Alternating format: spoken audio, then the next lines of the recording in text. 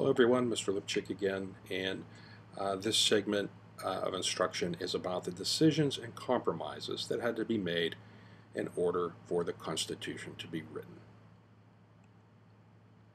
Okay, some decisions and compromises made at the convention. The first plan that was proposed was the Virginia Plan. Delegates from Virginia introduced a plan to create a strong national government and favored the more populous states, representation based primarily on population. Number one, a strong national legislature with a lower chamber chosen by the people and an upper chamber chosen by the national legislature. Number two, a strong national executive to be chosen by the national legislature. Number three, a national judiciary to be appointed by the legislature. The Virginia Plan became the basis for the new Constitution. It would be modified in some major ways, but this would be the primary structure. Smaller states favored something called the New Jersey Plans. The New Jersey Plan.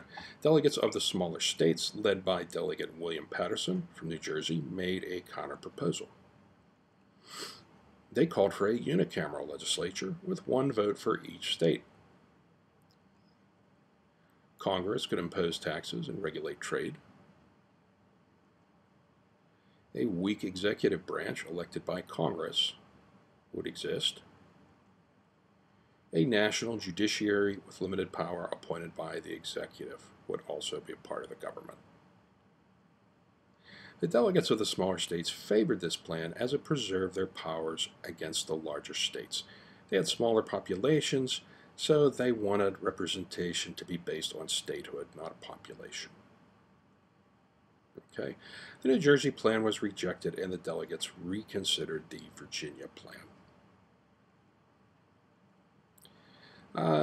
It was difficult to get both sides to agree, so the representative from Connecticut created something that became known as the Connecticut Compromise. The delegates became deadlocked over the issue. Should states vote equally, or should Congress be based on population? The delegate from Connecticut, Roger Sherman, worked on a committee and developed a compromise bicameral legislature, which was finally adopted. There would be a House of Representatives based on population, which favored the larger states, and all revenue laws would begin here. And a Senate with 2 members from each state, protecting the power of the small states. Both houses of Congress would need to approve the laws.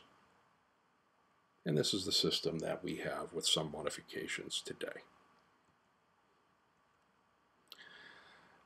There was a lot of disagreement on the issue of slavery at this time, and what was adopted for purposes of representing slaves in Congress was the Three-Fifths Compromise. Northern states, where slaves were few, wanted enslaved persons to be counted for the purpose of levying taxes, but not for determining representation in Congress. Southern states, which had many slaves, wanted enslaved persons to be counted for the purpose of representation in Congress, but not for taxation. Therefore, the states compromised by counting each slave as 3/5 of a person for both the purpose of taxation and representation. And slavery was growing in, it was becoming more and more unpopular. Okay. And there is no mention of the word slave in the Constitution. They say other persons, and that kind of shows a distaste that some people were having for it at the time. There was a compromise of commerce and the slave trade also.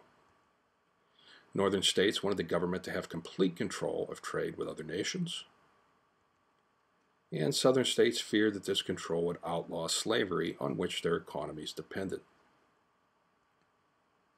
A compromise was reached. Congress would have the power to regulate both foreign and interstate trade, but would not ban the slave trade until 1808. The slavery question. Most nations and the northern states were beginning to eliminate slavery. As I stated, Great Britain was limiting slavery, and many other countries were eliminating it. The northern states knew, however, that the southern states would not ratify the Constitution if it outlawed slavery. The issue, therefore, was left unresolved. And the issue of slavery would continue to emerge in the early 19th century. It would essentially define politics at the national level and would eventually lead to the Civil War. A debate emerged on how to elect the president, by direct vote, Congress, or the state legislatures. Some of the delegates feared the direct vote would lead to something called mob rule. They didn't trust the ordinary man to vote for political figures. They felt that they would be swayed by popularity. The Electoral College system, in which each state chooses electors to vote for the president, was created, therefore, as kind of a buffer. A compromise was also reached on the length of the president's term in office. Some delegates feared a long term would give the presidency too much power, and therefore it was decided that a president's term in office should be 4 years. And the Electoral College system basically states that when you vote for these electors, who then go to Washington and cast a vote for the president. And while there is nothing legally requiring them to vote the way you want them to vote, there have only been a few instances in history where they've changed their vote. Okay, that concludes our discussion on the decisions and compromises, and I look forward to seeing you in the live lesson. Have a great day.